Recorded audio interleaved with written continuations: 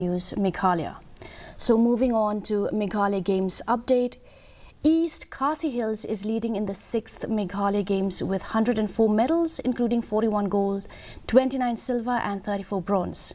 Notable performances include Darren Thainam Khonglam's gymnastic golds in floor exercise and vaulting table, and Wandalang Magdalene Malnyang's title as best gymnast. In table tennis, Devatang of West Jainta Hills and Rituraj Shabong of East Khasi Hills earned top honours. In men's doubles, East Khasi Hills Sanjeev Chetri and Wankar Walang Nongrum won gold in thrilling super tie break.